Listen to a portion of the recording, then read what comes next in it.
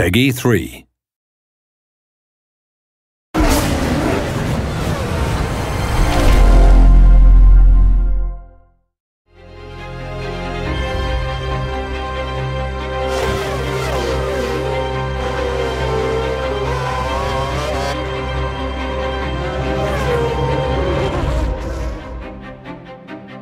As people get more and more accustomed to Formula One, they want to notch it up. Every year we're learning something new, every year we're pushing to improve that experience.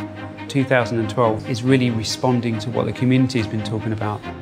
Some of the feedback we had suggested that people only picked up F1 and put it in their machines when they had a solid couple of hours to play. So we wanted to come up with some new game modes, some new challenges that people can put on when they haven't got quite so much time to spend. One of the new modes for 2012 is called Champions Mode.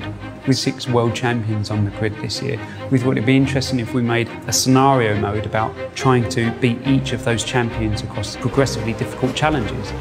So it's really based around 3, 4, 5 laps of just intense driving. The race is in progress. Can you overtake and defeat this champion driver?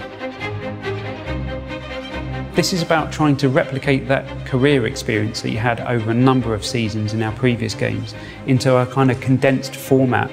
It's a 10-race season and it's a little bit more sort of arcade-based, so you sort of challenge rival drivers, and if you defeat them a couple of times then you steal their seat and you progress up through the grid.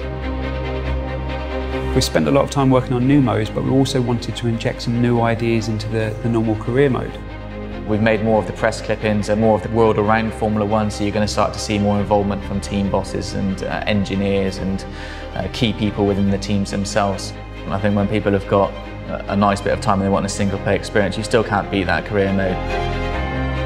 Multiplayer is a huge part of racing games, of the racing experience, that sort of will to compete against other drivers. So we've got lots of different game modes to cater for how much time you've got to race online. I think with Formula One people like the thought of qualifying and getting the grid and that sort of pressure of that environment. So we've introduced one-shot qualifying rather than one 10-minute session or 3 knockout phases. It's, you know, what can you do in one lap? That one lap's going to determine your grid position. So that adds a lot of pressure. 2012 really is something completely unique. This is about playing Formula One your own way.